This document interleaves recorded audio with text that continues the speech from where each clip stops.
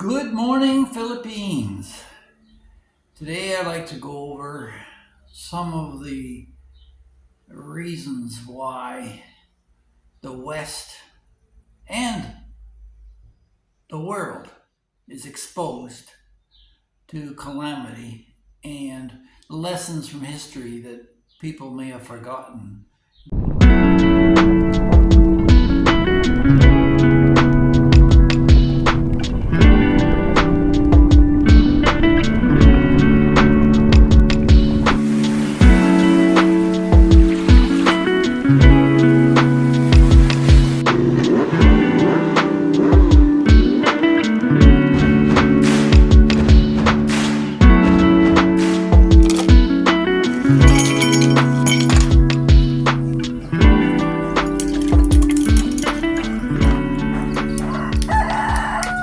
The modern governments have been spending billions and trillions of dollars on infrastructure, high speed trains, pipelines, gas lines, power walls, etc. All of this money is a waste because, in the end, they're exposed and easily accessed. Look what happened to Nord Stream 2 when Russia was about to provide cheap gas to Europe. A single detonation and it shut the whole thing down.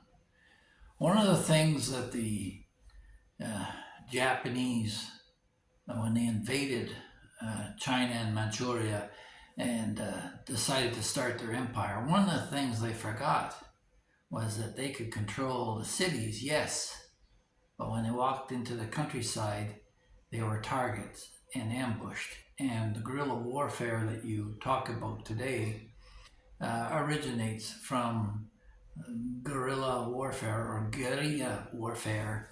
Guerre means war in French, and that's got its roots from Vietnam, a French colony, where a lot of this warfare took place. So it doesn't matter how sophisticated a military you've got, if people have the discipline and the will, they can overcome superpowers. America's learning this with cheap uh, drones that the Ukrainians have come up with that are being sent into Russia made out of cardboard. Um, so my point here is that you've got to be able to protect what you've built. Now, not only protect it from physical attack, but also the financial collapse. China is now experiencing horrendous debt on their high speed rail systems simply because people can't afford it. After the shutdown of COVID, it slowed industry and people weren't going to work. The trains didn't get the passengers they wanted, and now it looks like they may never recover. So, if you build all this infrastructure, you got to be able to protect it, but you can't. So this is where the Philippines comes into play. Because where no man is an island unto himself, neither is a nation, in that you've got NATO and OCEAN and different organizations, the United Nations, the WHO, all these things are combinations of countries working to deal with common problems. But what happens when the problem comes within the organization itself? What if India and Pakistan are at each other's throats and they're both nuclear powers? What if China and America, largest trading partners, are in a trade war? How do you protect yourself from those kinds of situations? Well, the Philippines may have an answer. 7,641 islands, of which 2,000 are inhabited. A typhoon could hit Luzon or Samar, and Cebu and Mindanao would be unaffected. A volcano could erupt in Negros Oriental, and again, Mindanao has its own earthquakes, it may be unaffected. So what's happened is in the Philippines is a multitude of cultures. There's over 140 languages here, but they have a common one, English and Tagalog. And that is important from a means of communication from island to island. But the islands have learned self-sufficiency individually. The rest of the world could go hell in a handbasket and the Philippines would continue to survive. They don't have a lot anyway to lose, but they have everything to gain. Being on the Ring of Fire, they've got a couple of geothermal plants in Ormoc and in Valencia that generate power on those islands. And again, you've got solar panels. I've just put solar panels on my roof right here in Cebu. So I would be unaffected if the grid goes down. And some of the technologies that we've got here today, just a generation away from when we were relying on the automobile and air travel, these in large part would not affect the Philippines. The papayas, the coconuts, and the rice would all continue to grow. There may be shortfalls within individual islands, and trade would continue.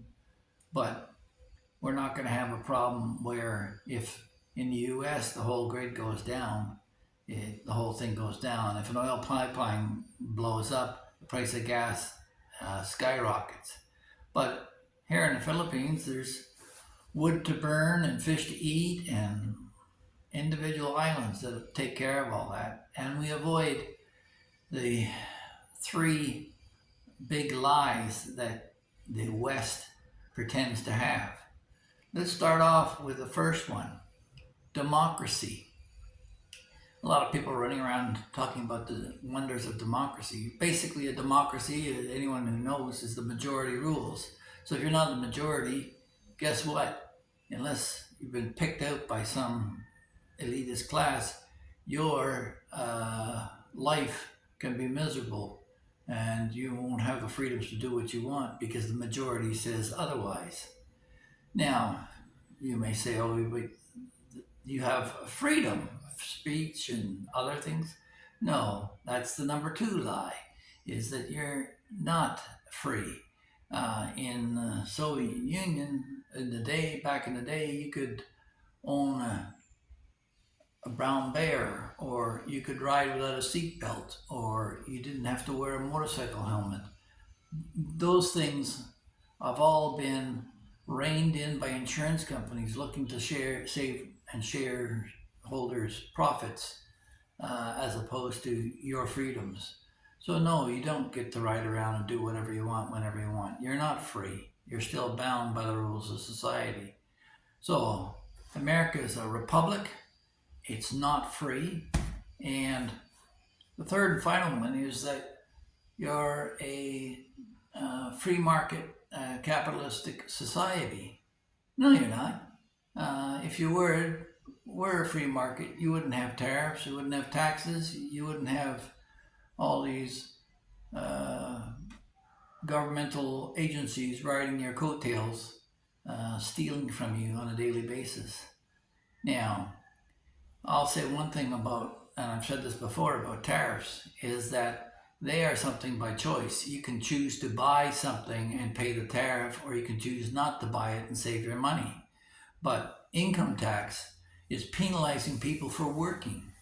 And I don't care whether you got a job at McDonald's or you're an entrepreneur developing a company. If you don't have the freedom to make as much money as you want without the government stealing it from you, the incentive is lost. So now you have, in the West, and in Southeast Asia too, you've got the same thing going on in China. People who don't want to work because it's too expensive for them to go to work, and their lives are miserable. They work more and they get less.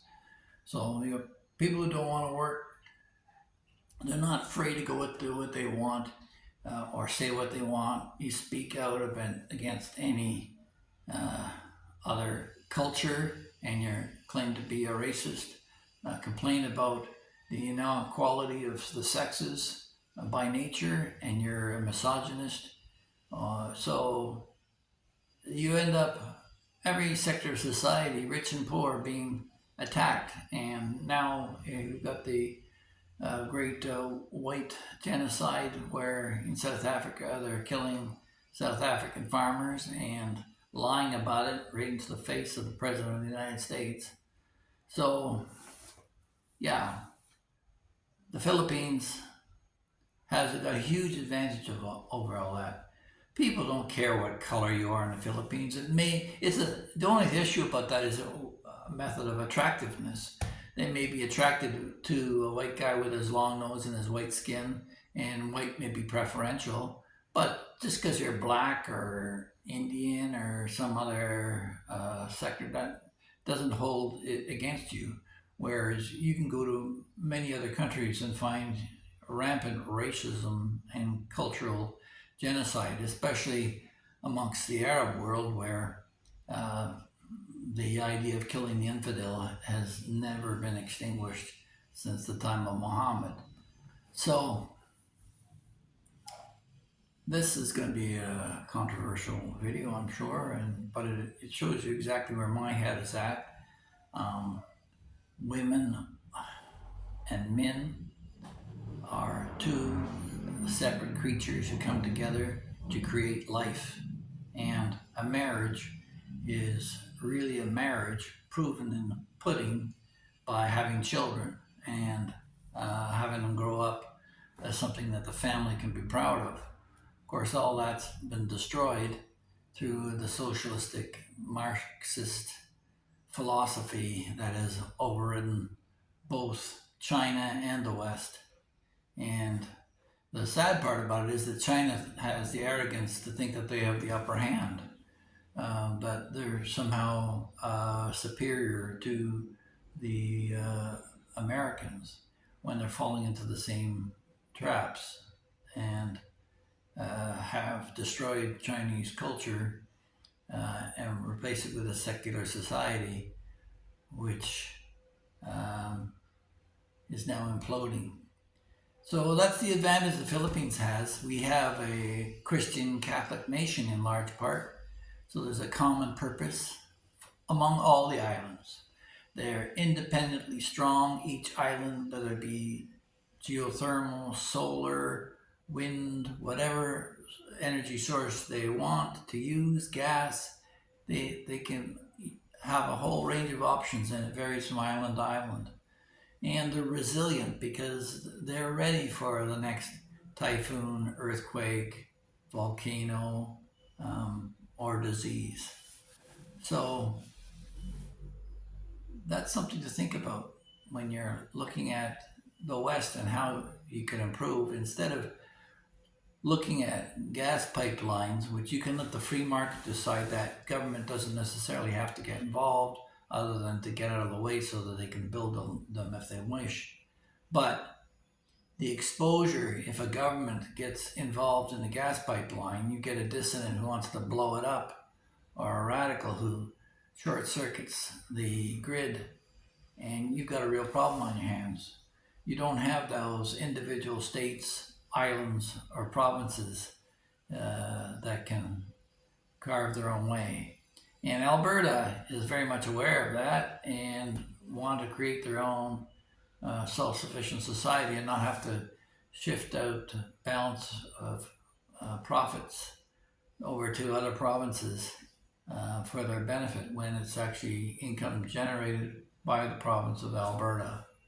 So there's a lot of changes in the world, and the safest place I found for my retirement and income is the Philippines. They share a common religion, religious background, and a common belief of family and the sanctity of human life, which you don't see either in China or the rest of the West.